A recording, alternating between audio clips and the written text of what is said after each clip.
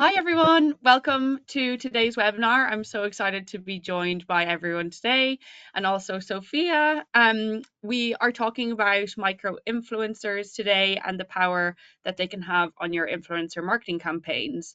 And in this world of influencer marketing, does bigger always mean better? I feel like that's not always the case, which is why Sophia is here today to talk to you a bit more and um, we can learn a bit more from her on micro influencer campaigns. Um, so again, we have an incredible guest today, Sophia. She's going to guide us through um, what she does at Nutrafol in her micro influencer campaigns and in her influencer marketing strategy, and sharing some of the successes that she's had with micro influencers in her campaigns, from finding the perfect influencers for your brand building, authentic collaborations, and most importantly, how do you get results that truly resonate and truly matter for your brand as well. Before we kind of get into the topic and dive into the questions, I do want to ask the audience to pop in the chat what you actually want to get out of today's webinar. That helps us guide the conversation, and we do have time at the end for a Q&A as well to answer any of those questions that you have. So while you're doing that, I'll pass the mic over to Sophia. Sophia, would love if you could give us an intro about what you do and what you do there at Nutrafol. Of course. Hello, everyone. Thank you for joining today's webinar. I'm Sophia, the Director of Influencer Performance Marketing at Nutrafol. It's an all-natural hair growth supplement. At Nutrafol, I oversee the daily strategy, execution, measurement of our influencer and affiliate programs, managing an average of around 200 influencer collaborations each month across all tiers and focusing on Instagram stories and Instagram mainly, but also touching TikTok and YouTube. Our approach is both brand and acquisition focused with a strong emphasis on ROI, so balancing both goals of increasing brand awareness and new customer acquisition. I'm excited to share insights on how micro-influencers can drive impact for your brands and share my experience with Nutrafol. So let's dive in. Nice. Cool, love it. And I want to kind of there's so many parts to micro influencer, well, influencer campaigns, but also in the world of micro influencers. So I want to like break these few questions down into certain topics. So I want to start off with like finding and choosing these micro influencers. And there's such a vast amount of influencers out there, and the numbers are growing and growing with like TikTok now. Everyone can be an influencer and blow up viral in one day. But how do you go about finding those kind of uncovered hidden gems in this space? Do you have any methods that work for you or use any platforms? Yes, so we're trying to focus on niche communities because of the nature of the product as well. Like we're a hair supplement, we're trying to solve hair thinning and hair loss. So we're looking into these communities, right? For example, in our case, it's hair health enthusiasts, postpartums, hair thinning, hair loss moms, hormonal hair thinning, as well as hashtags, right? Like hair thinning hashtags, postpartum hair loss hashtags, hair loss, hair thinning hashtags. But we're also using platforms, like you mentioned, for the scale that we want. The bigger the scale, it's harder to do that manual sourcing, right? So we've used platforms like Green, Aspire, Creator IQ, and Maverick at Nutrafol. In terms of platforms, Instagram again, it's high focus, but lately we've been adding more of TikTok because TikTok's algorithm prioritize their engagement over the follower count. So I think that's a great platform for that specific group of and tier of influencers. And I would say above all is the niche alignment, again, especially for Nutrafol as a brand, and the authenticity. I think these two are key when looking at talent. Whether we reach out or we get inbound requests, we want to make sure they have they're dealing with an issue or with a challenge, the problem that we're trying to solve, and they share authentic content. They have an authentic voice, so they can. Because at the end of the day, the more organic, the better the performance. So I would say the niche alignment and the authenticity are both key for the selection. Okay, nice. And do you, when reaching out to work with them, are you having conversations with them, or like how do you gauge if they're going to be a good fit and like have that authenticity factors? What are like some green flags that you see within a micro influencer? So we always check the conversations and the type of content that they're sharing, and the conversations, the comments that they get for that specific content. For example, they share something about postpartum hair loss, right? The content on their new moms, they just had a baby and they're dealing with a lot of hair loss, hair thinnings. Are the comments actually talking about the topic that the content is covering, or it's, oh, you're wearing something beautiful, and they're focusing on something that's completely irrelevant? So I think that's a nice way. Metrics are very important, of course, like we're looking at engagement rate. We always want to have for that specific care, 10% and above engagement rate. I would say it's a good industry standards.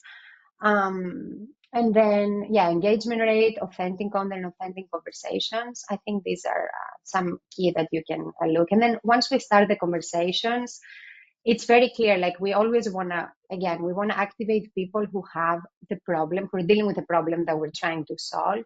So they're using the product, they're trying the product, they're using the product, so they're organic users. They're taking the product, so that way they can speak to the product in the most organic way. So we want people who are interested in trying the product, they're willing, they're eager to try the product. That's why I would say the best influencers you can work with are the ones who reach out to you versus you reaching out to them. Okay, interesting. And loved the what you said on like the comments piece, because they might get like a lot of engagement, but is it Mhm. for the right thing? I think that's like a great tip as well. And also when you mentioned on them reaching out to you to work with, do do you find that you get a lot of inbound, or and do you match that with outbound? And then this kind of leads into my next question, but I'll let you answer that first.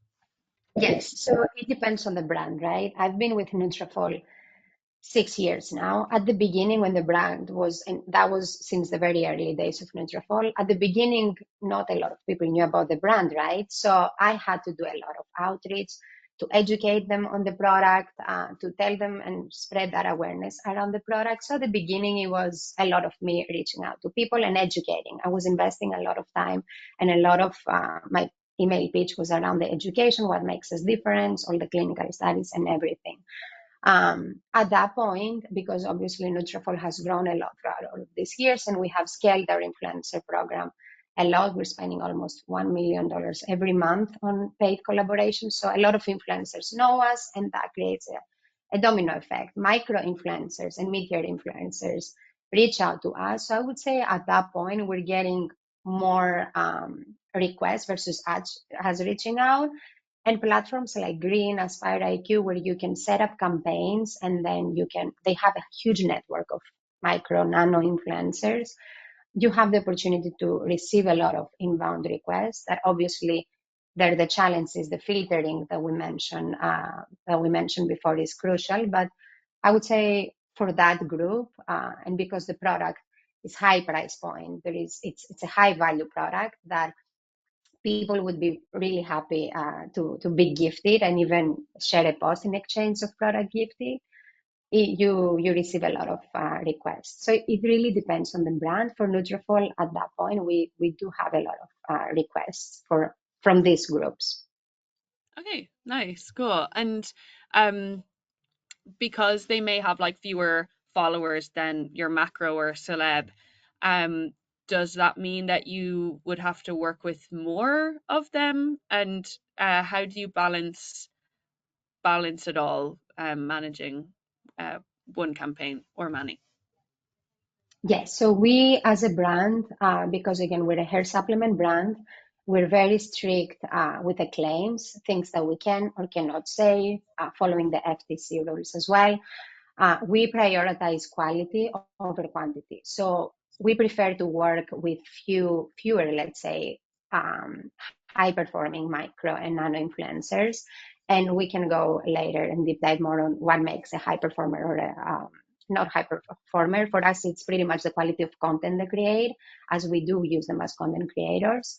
So we prefer to work with fewer on a long-term basis, keep repeat collaborations where they can share progress on the results, and then the results before and afters, versus the quantity. We don't want to have a massive ambassador or micro influencer program where there is no control with what people are saying about your product, things that they're not true, or for example, a topic that we cannot touch is disease hair related cause. So a lot of control is required for us when someone shares our content.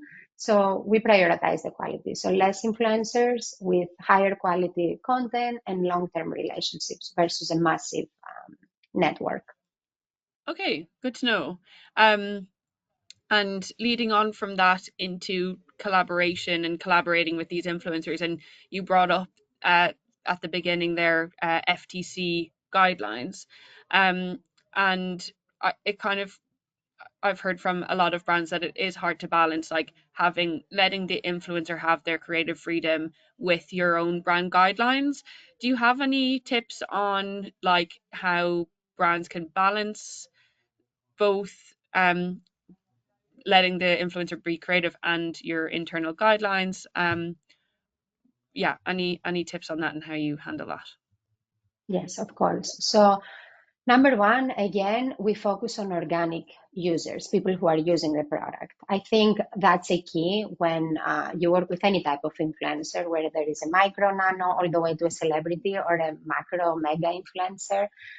You want that authenticity and you want that authentic connection with the product. So they need to be users. They can be early on users, they just started using the product, or long-term users, they've been using the product for a while. I think when you work with people who are using and genuinely love the product, then they require minimum guidance.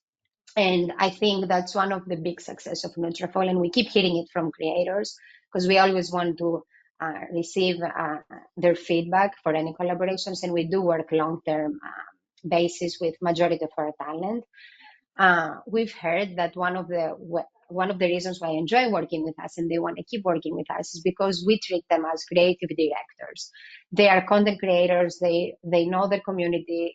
This is their channel and their audience, so they know what resonates best with their audience versus us as a brand. Our role and our big goal is to provide clear guidelines through our briefs.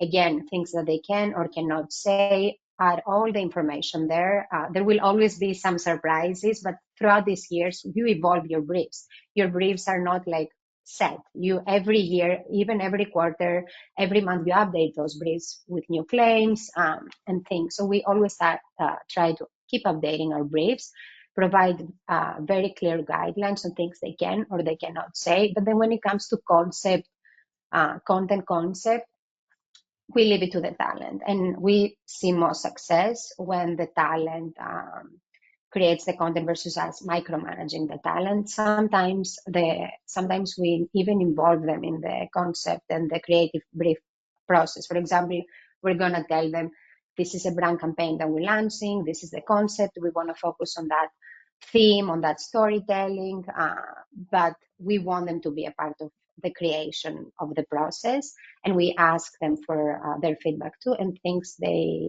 want to include and say. So again, we're treating them as creative directors because again, this is their channel and the platforms, while providing them briefs with strong guidelines and goals, and claims, obviously, like I mentioned before, guidelines. This is a big part of our strategy. Okay, nice. And um, uh, just curious if Nutrafol works on TikTok Shop, because I know it can be, on that brand guideline piece, TikTok Shop can be difficult for brands to get involved with because it's like the creator has so much creative freedom. But yeah, curious to get your thoughts on that. Yes, we're not there, and that's one of the big reasons why the team is not feeling very confident being there. Although we want to test it, but we don't have that feature yet, at least. Okay, nice. And you touched on that using micro influencers for their organic content. Um, you like working with them, posting organically. But do you ever use their content then to fuel multi-channel campaigns or kind of getting that extra bang for your buck with an influencer partnership? Yes, this is actually a big part of our strategy with all the tiers from micro and nano. Again, mid-tier influencers marketing for us at Nutrafol. We've had sound success when it comes to sales and healthy CPA within the mid-tier category, and also in the organic side. So mid-tier influencers posting in their channels, they drive strong sales and healthy CPA for us. Micro and nano influencers, they don't drive high ROI when they post in their channels because, like we mentioned, their reach is small, their follower is small, plus you need to activate a lot of them to get a better ROI and high volume of sales.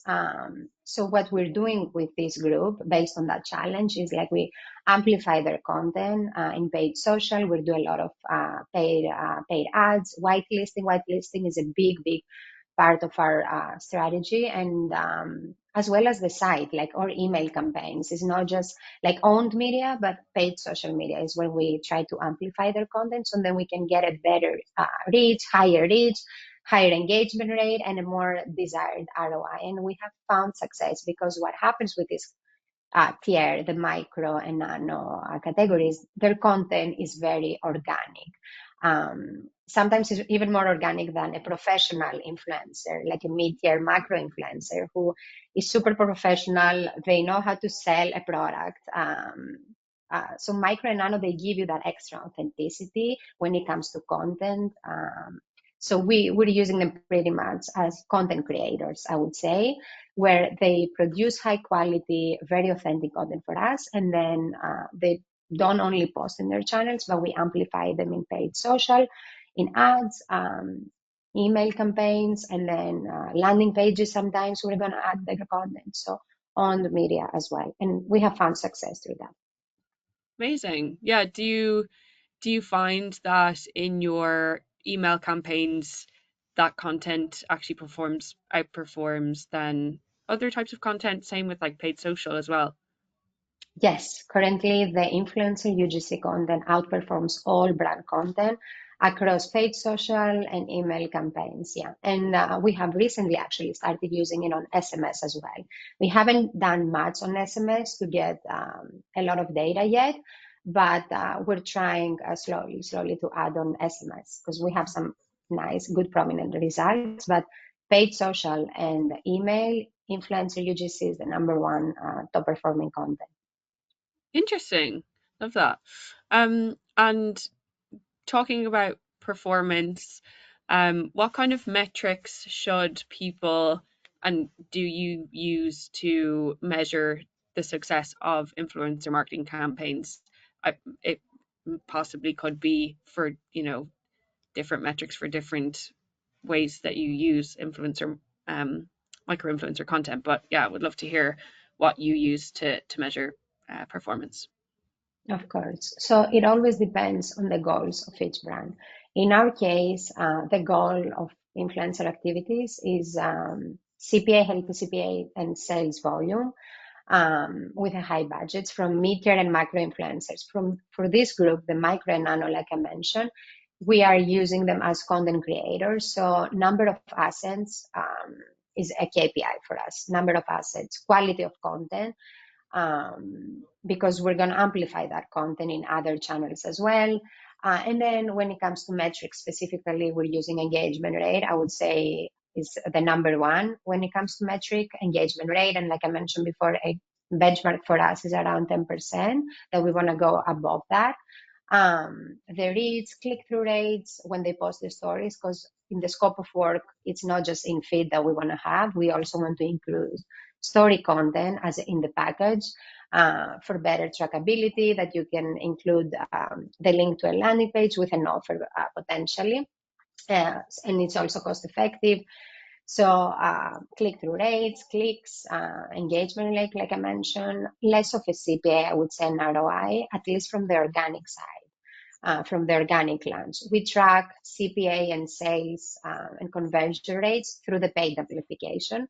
And then once we put together the reports at the end of the month or every quarter that we do the reports, then we separate them based on the organic posts versus the paid amplification posts. Another one for the organic posts can also be the audience growth.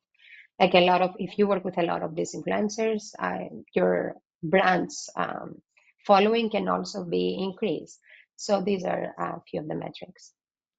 Okay, nice. And speaking of sales and measuring sales, I do want to ask, and I think it's a question in the questions that we got, so getting ahead a bit early, but do you use the affiliate channel while working with these micro influencers? Yeah, are you using affiliate links while working with these people? Yes, I love that they brought that up already. All our micro influencer ambassador program, we have mixed them with affiliates, so it's all under the same umbrella.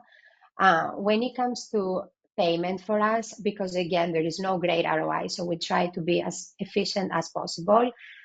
Product gifting is the top payment method, I would say. Like we don't want to involve any flat fee initially, so we start by gifting only product, and usually we're gonna do 3 months. So it's a high value that that category sees. And commission, like this is our desired payment structure, commission. So we offer commission through an in-house affiliate program that we have through Impact. We're using Impact for our affiliate program, or through Like to Know. We have both avenues that we can provide to the talent. Because sometimes we get the challenge that and the pushback that they don't want to sign up in the in-house affiliate program, but they already have an LTK account where they can get the commission there. And we offer 25% commission rate. So product gifting and commission, it's a great, very cost effective, and you share the risk with the commission. Product gifting, or if someone has really strong engagement rate and they're professionals, they have higher followers, maybe let's say 50K followers. So in this case, they will require a flat fee. So what we do there, we provide them a lower flat fee with commission, right? So that's a great way to negotiate the flat fee. Again, share the risk and try to be more efficient with that group. And another thing I would say as a tip that we see value is always try in the scope of work to get usage rights with this group of influencers, because then you can use that content, like we mentioned before, in other channels and get a better ROI without having to pay extra. So we always add usage upfront when we send the scope of work. Sometimes some people will push back, so then we negotiate the days. We might remove, and if we like the content, we might go back after and add incremental dollars. But adding it from the start sometimes is better. And that also, it's a great value for you to try to stay efficient as well. Okay, nice. I actually a question popped up there in my head, and now it's gone. Anyway, I'm sure it will come back to me. And we Yeah. also have a good few to still get through, but um want to jump into some challenges, some common challenges that you face when working with micro influencers, or maybe that you faced before. What might those be? Yes, the scalability is a big part of that. Like I mentioned before, we want to stay more in the quality, but at the same time, we want to have a higher reach. So that's a challenge that we have faced. But then I think through amplification, there we can get a higher reach through the amplification and higher engagement rate.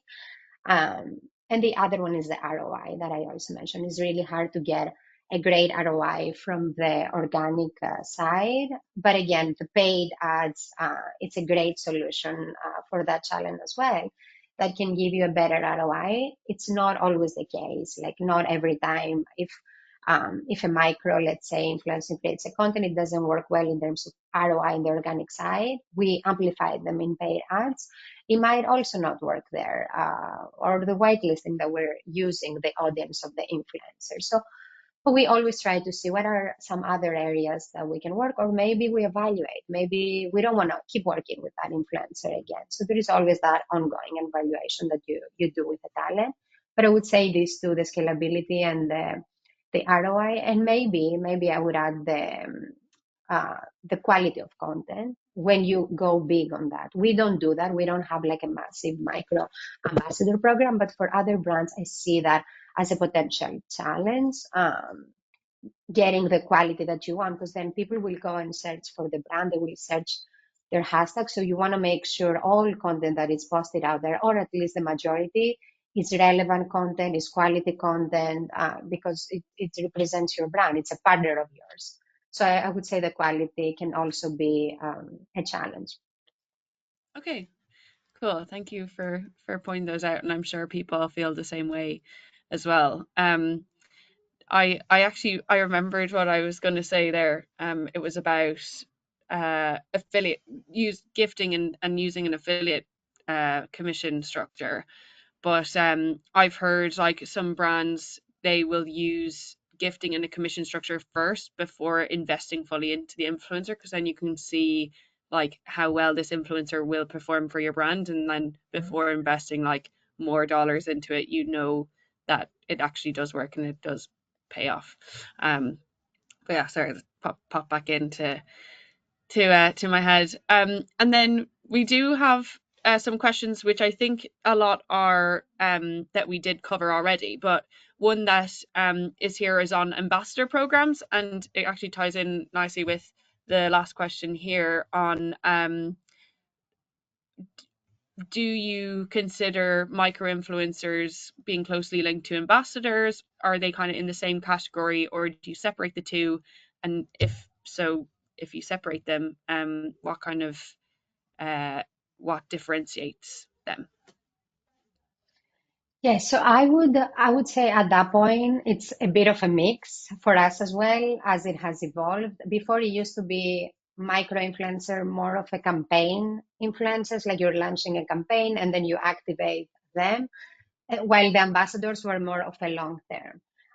We want to work with talent on a long term basis. So eventually we want to have them as ambassadors. However, like you just mentioned for the affiliate, we also have, let's say, like a testing approach before we commit to a long term partnership and deal. We want to make sure that influencer, at least their audience, is relevant to our audience. They're interested in our product, so the initial content performs well in a way, and when I mean performs in a good way, it's not necessarily just the numbers like we went through before. It's not just if it drove sales, if it drove high clicks, if it drove high engagement rate.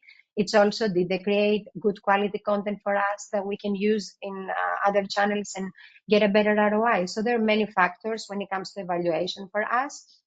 But I would say at this point, we want everyone to finally be an ambassador, including the micro influencer, meaning working with them in a long term basis, because repetition builds trust.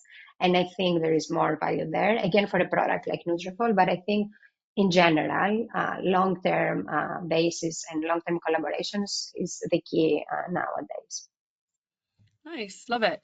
And we're just running out of time, but Daria just sent the final question on um, oh, sorry. Actually, I read this wrong, but it I was interested in going back to if you've any stats on like that email performance that you mentioned previously on using influencer content for that.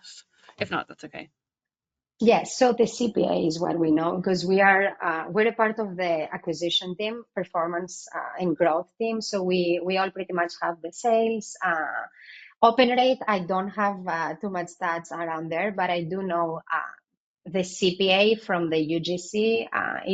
It's usually, I would say, like 20 to 25% less than the branded CPA. So it's really efficient on the email side, and hopefully that goes slowly to the SMS as well. But email, it is, yeah.